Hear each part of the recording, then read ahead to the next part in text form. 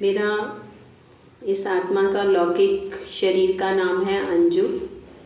मेरा जन्म स्थान फगवाड़ा है और आज कल मैं दिल्ली में रह रही हूँ। मेरा ज्ञान में आने का अनुभव तो बचपन से ही रेवती दीदी थे, वो यहाँ पे हमारे स्कूल के टीचर थे। तो जब हम बचपन में जाते थे स्कूल में तो दीदी हमें हमेशा एक बात स्टेज पे होते थे तो वो सब बच्चों को ऐसे बोलते थे, परम प्रिय परम पिता परम परमात्मा की प्रिय संतान। तो हमें लगता था, उस समय बचपन था तो ऐसे लगता था अरे दीदी पता नहीं क्या बता रही हैं, बहुत टाइम लेंगी हमारा। तो लेकिन धीरे धीरे जब बड़े हुए, शादी हो गई, दिल्ली चले गए, तो दिल्ली में मैं 6:20 के करीब शाम को शिवानी दीदी की क्लास आती थी। तो मैं शिवानी दीदी की क्लास सुनती थी। तो दीदी हमेशा ये बोलती थी एक बात जो मुझे टच करी, जो मुझे समझ आई कि दीदी हमेशा कहते थे कि आप ना जो भी सुनते हो उसको जीवन में धारण करो, नहीं तो कोई फ़ायदा नहीं है। मैं यहाँ पे आके इतना लेक्चर या मैं कुछ भी दूँ, उसका कोई फ़ायदा नहीं जब तक आप उसको जीवन में नहीं लाओगे। तो एक सबसे पहले मैंने अपने आप को परखा कि मुझे क्रोध बड़ा आता था, मतलब इरिटेशन ज़रा सी बात पे हो जाता था। और बाद में मुझे लगता था कि नहीं ऐसा क्यों किया मैंने, अंदर से ना परेशान हो जाती थी उस इरिटेशन की वजह से। तो जब जैसे जैसे फिर शिवानी दीदी बताते थे तो धीरे धीरे मैंने वो किया। फिर दीदी कहते थे कि 7 दिन का कोर्स करो। अब 7 दिन का कोर्स कहाँ करें, तो सेंटर वगैरह पे जाने का अभी हो नहीं रहा था। तो हमारे ऑफिस में ही एक भाई जी हैं, वो बैज लगा के किसी फंक्शन में मैंने उनको देखा, सफ़ेद वस्त्र डाले हुए हैं और उन्होंने बैज लगाया हुआ है। तो वो बैज देख के मुझे लगा ये अपने हैं, मतलब ये कोई है ज्ञान में या क्या। मुझे तब ज्ञान का तो नहीं खैर समझ था, पर ये था कि ये वो ब्रह्मा कुमारीज वाले हैं। तो मैं वहाँ पे उनके पास गई, मैंने कहा भाई जी आपने ये बैज क्यों लगा रखा है। तो उन्होंने फिर सारा बताया। तो भी जैसे स्कूल में आप जाते हो तो बैज लगा के जाते हो ना, तो हमारा भी ये ईश्वरीय विश्वविद्यालय है। अच्छा उसमें क्या होता है, उसमें पढ़ाई होती है। तो उन्होंने फिर बोला अच्छा आप आना। तो एक वहाँ पे ऑफिस के साथ ही गीता पाठशाला है, तो हम लोग लंच में 2-4 फ्रेंड्स मिलके तो हम लोग वहाँ गए। तो उन्होंने पूरा 7 दिन का हमें वहाँ पे रोज़ जाते थे, एक दिन में एक हम ऐसे करते थे। तो धीरे धीरे उन्होंने आत्मा क्या होती है, परमात्मा क्या होते हैं, तो ऐसे फिर धीरे धीरे ना कुछ चीज़ें ऐसे ज्ञान में रहते रहते क्लियर होने लगी। जब मैं बचपन में थी ना तो बड़े सारे क्वेश्चन थे मन में, तो वो क्वेश्चनों के आंसर मेरे को यहाँ ज्ञान में आके मिले। जैसे कि मुझे हमेशा लगता था ये अरे लक्ष्मी जी को ये फूल पे खड़ा कर दिया, अरे ये गिरते नहीं हैं, ऐसे कैसे हो सकता है कि फूल पे खड़े हैं और गिरे नहीं। तो फिर एक मुझे सबसे ज़्यादा ये लगता था अरे ऐसे कैसे शिव जी भगवान, वैसे भगवान जी हैं, 10 साल की तपस्या करके आए हैं और बेटे का सर काट दिया, ऐसे कैसे हो गया। ऐसे तो हम जब मंदिर में भी जाते हैं, उस समय था कि मंदिर में जाते ही इतनी शांति मिलती है कि हम आके 1 घंटा 2 घंटे कई दिन तक उस शांति में रहते हैं। तो ऐसे कैसे तपस्या के बाद ऐसा हो गया। तो जब ज्ञान में दीदियों के साथ बात करना, आपस में हम डिस्कशन करते थे, क्योंकि मेरा मन तब तक टिकता नहीं है जब तक ना मुझे मेरी सारी चीज़ों की आंसर ना मिल जाए। मैं ऐसे नहीं थी कि मतलब जो कहा हाँ ऐसे ही होता है और कर दो, ऐसे नहीं। जब तक फिर उसकी खोज करती रही अंदर ही अंदर कभी। पर ये पक्का निश्चय हो गया कि एक शक्ति है जो हम सबको चलाती है। ये कोई फिर जब मैं उस समय महाभारत आती थी उसमें टीवी में, तो वहाँ पे ना एक चीज़ बहुत अच्छी, क्योंकि उसी समय कोर्स कर रही थी, तो वहाँ पे एक बार ना बहुत जो द्रौपदी जी के बच्चे दिखाए हैं, 5 बच्चे हैं, वो कृष्ण जी को पूछ रहे हैं कि मामा आपने इतने सारे लोगों का ये युद्ध में कैसे कर दिया संहार करके, ऐसा कोई क्वेश्चन मतलब एक याद आ रहा है, ऐसा उन्होंने कुछ बोला। तो उस समय उस जो यहाँ आजकल जो महाभारत की वो जो सीडी चल रही थी, जो एक नाटक बना रखा था, उसमें उन्होंने ये बोला कि जो मैं मनुष्य योनि से उत्पन्न हुआ, मैं ये कार्य नहीं कर सकता, ये कार्य सिर्फ एक वो परमात्मा कर सकता है। तो वो, क्योंकि उस समय मैं कोर्स भी कर रही थी, तो वो मुझे एक टच किया कुछ कि हाँ, जो मैं सोच रही हूँ, जो बाबा के ज्ञान को मैं समझ रही हूँ कि परमात्मा सिर्फ एक है। लेकिन उसके बाद फिर उसके कड़े थोड़े होते हैं, कड़े नियम है, ये है। तो धारणाओं में भी जब फिर गए तो मैं पवित्रता की धारणा तो मुझे हो गया, क्योंकि कहीं ना कहीं युगल ज्ञान में नहीं है पर सही हो गया पूरा, तो वो तो मेरा सब हो गया। लेकिन जो ये खाना पाना, ये इसमें मेरा चलना बड़ा मुश्किल हो रहा था कि कैसे चलूँ कैसे चलूँ। तो फिर मैंने, अच्छा बाबा अपने आप कराएंगे, अंदर से होता था नहीं यार, बिना उसके तो लहसुन प्याज के खाना स्वाद नहीं बनेगा, ऐसे करके। लेकिन ये जो पीछे कोरोना हुआ तो मैं बाबा को हमेशा एक बात बोलती थी, मैं रेलवेज़ में हूँ और अकाउंट्स डिपार्टमेंट में हूँ, तो सुबह आप निकल जाते हो घर से 9 बजे, शाम को 6 बजे तक आते हो, फिर आके भी आपने घर का करना है, मॉर्निंग में भी करके जाना है, तो टाइम नहीं होता था। तो बाबा को हमेशा, बाबा मेरे पास टाइम नहीं है, कोई हम स्कूल में तो है नहीं, छुट्टियाँ हो जाएंगी हम करेंगे। और जब कोरोना हुआ और लॉकडाउन लग गया कंप्लीट और वर्क फ्रॉम होम भी चला काफ़ी, मतलब ऑलमोस्ट साल ही चला, तो मुझे लगा ये टाइम, क्योंकि मैंने ही बाबा को बार बार कह रही थी ना, हमें ऐसे छुट्टियां हो ही नहीं सकती हैं। बाबा ने कहना ये ले, अब तू मुझे कोई बहाना मत देना, अब तू इसको कर।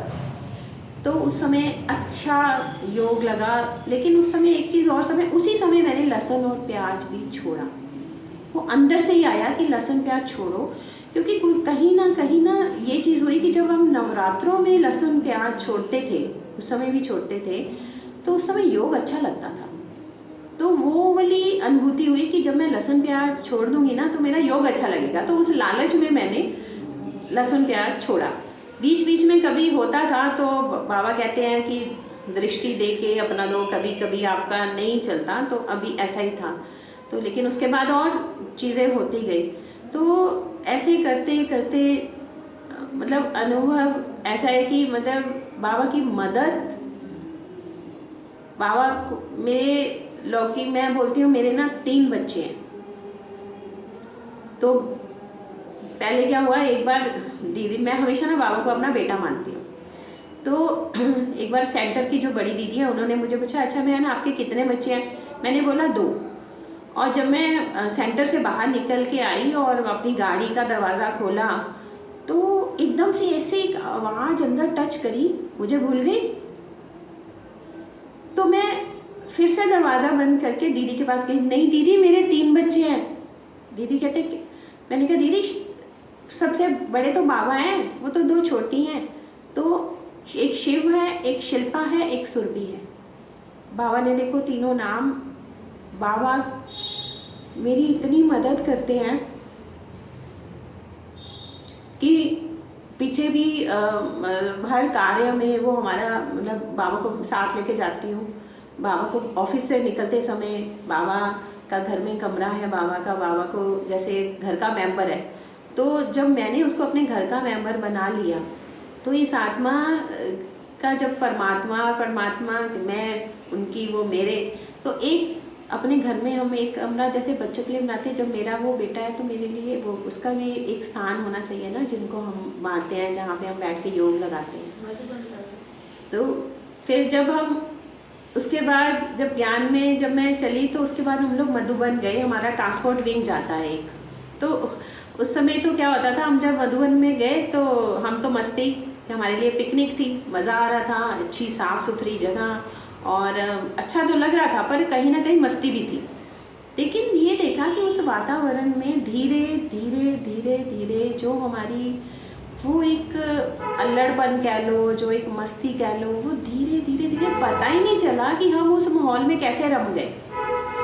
फिर उसके बाद हम सेंटर में आए तो उसके बाद तो मतलब बहुत अच्छी अनुभूतियाँ। फिर हम पांडु भवन में हम लोग गुलजार दादी का अनुभव, और जब मैं पता चला गुलजार दादी आए हैं और हम लोग संडे को वहाँ जाते थे मुरली सुनने, तो सबसे पहले मैं सच कहूँगी कि मैं दादी को जब मिलने गई ना, गुलजार दादी को, सिर्फ उनको ये परखने गई थी कि दादी जो, जब बाबा मिलन के टाइम पे जो दादी की आवाज़ होती है और जो दादी एक्चुअल में बोलती है, क्या वो एक है?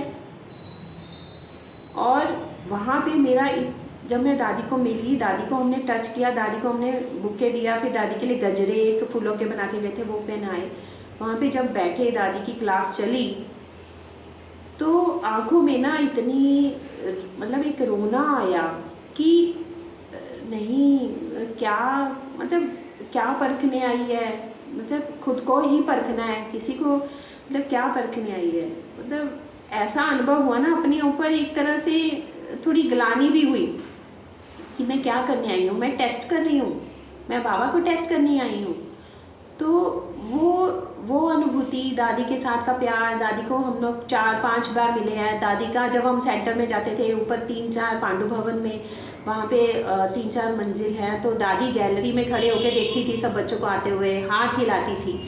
तो दादी का अनुभव इतना मतलब मज़ेदार होता था कि ऐसे लगता था एक माँ मिल गई। तो उसके बाद अभी एक कुछ टाइम पहले ही छोटी बेटी की भी मतलब मैंने एक अपनी बच्चे की कहीं पे रोका था, बच्चे को रोका करना था हमने, तो मतलब हो गया था, तो बच्चा भी चाहते थे कि ऐसे है, लेकिन कहीं ना बाबा की एक टचिंग मिल रही थी कि ये ठीक नहीं है मतलब। तो फिर भी क्योंकि बाबा के ज्ञान में भी है, बाबा कह रहे हैं कि ऐसे वो नहीं करना, सबको प्यार के साथ रहना है, कोई बात नहीं, सबको माफ़ करना भी सीखना है, तो ये सब चीज़ें भी होती है। तो उस समय एक निश्चय करना थोड़ा सा वो होता है। तो बाबा ने 1 बार टचिंग दी, बाबा ने 2 बार 3 बार टचिंग दी। बाबा ने बाद में मतलब कुछ ऐसा एपिसोड हुआ या कुछ ऐसी चीज़ें हुई हमारे साथ कि अपने आप ही हम लोग थोड़ा पीछे उठ गए। लेकिन कहीं ना कहीं बच्ची जो थी वो अभी थोड़ा सा अटैचमेंट था, तो कहीं ना कहीं मैं डर भी रही थी और अंदर ना एक ऐसा लग रहा था प्रेशर सा ले रही हूँ उस चीज़ का क्या। और जबकि बाबा मुरली में कहते हैं कि मुझे देते ही नहीं हो, तुम अपना हाथ नहीं देते, मुझे बताते भी नहीं हो, सोचते हो हम अपने आप सारा काम कर लेंगे। लेकिन उस समय मैं बैठी योग में, जब बहुत ऐसा लगा परेशान थी, तो मैं बैठी बाबा के पास, बाबा के कमरे में योग लगाया। योग में मैंने एक बात करी, बच्ची का हाथ पकड़ा और लिटरली मन और बुद्धि से ऐसे बाबा को, बाबा ये रहा आपके पास, आप जानो, अब आप ही करोगे, पर मुझे 1-1.5 दिन के अंदर ही चाहिए कि ये जो भी 1-1.5 दिन बाबा को दे दिया मैंने पूरा टाइम। वैसे बाबा कहते 1.5 दिन, बाबा ने शायद आधा दिन भी नहीं बीता था, पूरा 1 दिन भी नहीं कंप्लीट हुआ था। बाबा ने ऐसी पिक्चर क्लियर कर दी बच्चे के सामने भी कि जैसे पूरी एक फिल्म की तरह, सब कुछ ट्रांसपेरेंट, और बच्चे को ठहराव आ गया, बच्चा समझ गया। तो बाबा मेरा है और मैं बाबा की। तो बाबा के साथ का तो अनुभव, बाबा को मैं ऐसे सोचती हूँ बाबा मेरा है। ऑफिस जाती हूँ, बाबा को बोलती चलो मेरे साथ वाली सीट पे बाबा को बिठा देती हूँ अगर गाड़ी ड्राइव करके जा रही हूँ।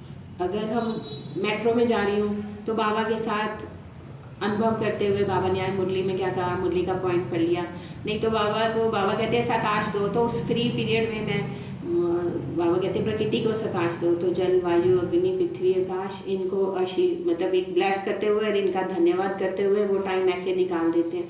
तो बाबा ने जो छोटी छोटी युक्तियाँ दी, तो हमने तो सबसे ज़्यादा अचंभा तो ये है कि लोग कहते थे अरे भगवान तपस्या करो इतने सालों की ये वो, और जब ज्ञान का बिल्कुल भी कुछ भी नहीं पता था, शिवानी दीदी को भी नहीं सुन रही थी, तो सुबह मॉर्निंग में वॉक करने जाती थी, तो हमेशा अकेली जाती हूँ, क्योंकि अकेले जाने पे मुझे लगता है पेड़ पौधों से बातें करो, इनसे बातें करो। तो कई लोग कहते थे इतने मंत्रों का जाप करो, तो एक मंत्र था, मैं उसको इतनी बार पढ़ा, इतनी बार मन में चक्कर लगाते सैर करते करते पढ़ते। फिर मैं कहती थी आप तो कहते थे इतनी बार में पढ़ोगे तो मैं मिल जाऊँगा, मिले क्यों नहीं। ऐसे उनसे झगड़ती थी, ऐसे उनसे दिल से शिकायत करती थी कि तुम तो कहते मैं मिल जाऊँगा, फिर मिले क्यों नहीं।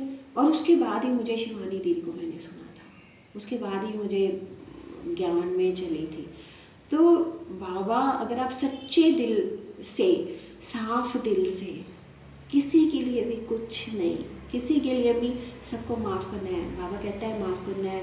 शुरू में मुश्किल हुई, मुझे भी बड़ी मुश्किलें होती थी, अभी भी अप डाउन होता है, लेकिन बाबा अभी भी 2 दिन पहले 9 तारीख को 2-3 दिन पहले ही मेरी लौकिक छोटी बहन, मेरी माता जी भी ज्ञान में चलते हैं, और मुझे शीला बहन है सेंटर में, तो आंटी उनकी बेटी और मैं फ्रेंड्स थे, तो उनसे ही हमें यहाँ सारा बाबा का बचपन में पता चला था, लेकिन उसके बाद नहीं चले थे हम। लेकिन मेरी माता जी चलते हैं, और मेरी अभी 2-3 दिन पहले लौकिक बहन का नहीं रही हैं, वो बाबा के पास चले गए हैं। तो लेकिन मन में हलचल नहीं हुई, मन इतना शांत, थोड़ा सेंटर में आके मैं बाबा के सामने थोड़ा सा आंखों में आंसू आए हैं, लेकिन वो आंसू नहीं थे। कहीं ना अंदर से ऐसे लग रहा है वो बड़ी खुश है, वो आत्मा बड़ी खुश है, जहाँ भी है बड़ी खुश है। और एक साक्षी भाव आया है बिल्कुल भी। और उससे 1 साल पहले मेरे छोटे भाई लौकिक भाई का भी देहांत हुआ है। उस समय भी बिल्कुल ऐसा नहीं हुआ कि मैं बहुत परेशान हो गई, मैं बहुत वो हो गई। ठीक है, आता है, अभी बाबा के ज्ञान में है, तो इसलिए बाबा ने, जैसे मुझे लग रहा है कि बाबा की गोदी में मैं बैठी, बाबा ने मुझे संभाला हुआ है, बाबा ने मुझे अपने गले लगाया हुआ है। मैं सब ये देख रही हूँ बाबा की गोदी में बैठ के, तो बाबा का हाथ मेरे सर पे है, साथ है। बस ये है कि बाबा बाबा बाबा, थैंक यू बाबा। और जब मेरे को जो अनुभव, एक मेरा ये मानना है कि जब मैं ज्ञान से पहले थी, जब मैं अभी ज्ञान में नहीं थी, तो मैं कैसे छोटी छोटी बात पे हो जाता था। किसी ने मुझे कुछ कह दिया, उसके लिए अरे इसने मुझे ऐसे कैसे कह दिया, अरे इसने मुझे क्या, सारी एनर्जी सारा वो। लेकिन जब ज्ञान में आए, मुरली सुनी, सबसे ज़्यादा जो मेरा अनुभव है कि पहले मैं योग तो करना शुरू हो गई थी, पहले मुरली में मुझे सिर्फ अव्यक्त मुरली बहुत अच्छी लगती थी। मुझे जो ये साकार मुरली है ना, मुझे समझ नहीं आती थी। लेकिन फिर कहीं एक बार मैंने जानकी दादी का अनुभव पढ़ा। जानकी दादी बाबा को बोलती हैं कि बाबा ये सब तो ज्ञान में जल्दी आ गए, मैं लेट आई, तो मैं कैसे करूं। तो सबने उनको बोला कि बाबा ने बोला बच्ची तू मुरली को 6 बार 7 बार ऐसे पढ़ा। तो दादी ने पता नहीं 12 बार कितनी बार वो डेली मुरली पढ़ते थे, ये मुझे पता लगा। तो फिर समझ में आया कि आप जितनी बार मुरली पढ़ोगे उतनी बार वो मुरली आपके अंदर जाएगी और आपकी धारणा स्वरूप बन जाएगी। लेकिन अगर हम मुरली को नहीं पढ़ेंगे, मुरली के एक एक पॉइंट में बहुत विस्तार है, और उसको अच्छे से पढ़ना, उसको अनुभव करना। चाहे फिर एक नियम बनाया कि मुरली के चाहे 2 शब्द चाहे 4 शब्द, उनको धारण करना है, फिर आगे बढ़ना है। ये नहीं खाली सुना और आपने सुन लिया, निकाल दिया, शाम को भूल गए। तो बाबा जो बार बार हमें कहता है मुरली का चिंतन करो, पहले नहीं समझ आती थी ये सब बातें। अब जब करते हैं तो अब समझ आती है, क्योंकि बाबा कहते हैं, जैसे हम स्कूल में जाते हैं, स्कूल में कोई स्पेलिंग मिस्टेक हो जाती है, बचपन में हमें होती थी, जब हमारे टाइम में हम स्कूल में जाते थे तो मैडम कहती थी कि 10 बार लिखो, 50 बार लिखो, तो वो पक्का हो जाता था। तो मुझे लगा ऐसे ही मुरली को भी जब हम बार बार पढ़ते हैं तो हर बार एक नया पॉइंट के साथ आते हैं। और ज्ञान में आने के बाद एक चीज़ निश्चय पक्का हो गया, मैं कौन, मेरा कौन, और ये सब क्या है। अब जब भी कोई कहीं पे भी क्वेश्चन मार्क आता है, कहीं पे भी ऑफिस में और या फिर घर में या फिर संबंध में किसी के साथ भी कोई ऊपर नीचे बात होती है, तो सिर्फ उस समय थोड़ा सा होता है, लेकिन इमीडिएट बाबा जैसे बोलता है ना, स्टॉप करो, फुल स्टॉप करो, तो वहीं पे फुल स्टॉप करके चेक और चेंज, और दिमाग में ये आता है कि अच्छा मैं कौन, मेरा कौन, और ये ड्रामा, तो फिर क्यों परेशान हो रही है। ये तो एक पक्की वाली जिसको बोलते हैं ना, धारणा बन गई है। जैसे अभी बाबा बोलते हैं कि सामना करने की शक्ति। पहले होता था कि मैं चुप हूँ, मैं तो कुछ बोलती नहीं हूँ, बाकी बोल रहे हैं, लेकिन मैं चुप हूँ तो मैंने सामना कर लिया। धीरे मुझे समझ आया कि सामना करना ये नहीं है। सामना करने का मतलब खाली यहाँ मुंह से बोलना, चुप रहना नहीं है, यहाँ से भी है। क्योंकि मैंने बोला तो कुछ नहीं, लेकिन यहाँ पे मेरे इतने थॉट, अच्छा मैं तो कुछ कहती नहीं, वो तो ऐसे करते हैं, मैं तो बोलती नहीं, ये नहीं करती। और फिर बाद में आता था कि मैं तो कुछ कहती नहीं, फिर भी ये बोलते जा रहे हैं। अब ये समझ आया कि मैं मुख से नहीं बोल रही थी, लेकिन यहाँ पे मेरे मन में उनके प्रति जो संकल्प चल रहे थे वो तो चल रहे थे, तो वो जा रहे थे उनकी तरफ। तो जब मैंने ये सब समझा तो एकदम शांत, वो जो इधर उधर लोगों ने क्या कहा, इसने ये कहा, इसने मतलब ही नहीं। बाबा ने एक बात, बाबा को जो बिल्कुल बाबा के मार्ग ज्ञान में आ गए, जो बाबा ने कहा, जैसा कहा, उसी के आधार पे अगर मैं चलती हूँ तो मैं बिल्कुल ठीक रहती हूँ। लेकिन किसी दिन अगर मैं, किसी ने कुछ कह दिया, ऑफिस में ज़्यादा बातें कर ली या ऑफिस में किसी फालतू की बात पे चर्चा कर ली, तो शाम को जब मैं आती हूँ मेरे अंदर एनर्जी ख़त्म। लेकिन जिस दिन बाबा की ज्ञान की कोई बात कर ली, हम उसके बाद आके हमने प्यार से सबसे बात करी, तो शाम को ऐसे एनर्जी होती है कि और भी जितना मर्जी काम करा लो। तो ऐसे ही अभी हम ऑफिस में भी लंच टाइम में कुछ एक भाई बहन हैं और एक बहन मुरली पढ़ देती है और हम सब सुनते हैं। तो लंच टाइम में भी बाबा ने एक वो बना दिया कि फालतू में इधर उधर ना बैठ के हम उस टाइम को फटाफट जल्दी से खाना खाते हैं और मुरली सुनते हैं। तो बाबा के ज्ञान में आने के बाद बहुत बहुत चेंज है। चीज़ों को लेके एक ठहराव है। जो पहले हलचल बहुत थी दिमाग में, वो हलचल ख़त्म है। और सबसे पहले मुरली और योग। जब आपके मुरली आपके जब आप करते हो, क्योंकि जब मैंने पहले योग करना शुरू किया तो योग ठीक था, योग में अनुभूतियाँ हो रही थी, पर फिर भी वो हो रहा था, जीवन जीने की जो कला है ना हमारी, वो मुरली है।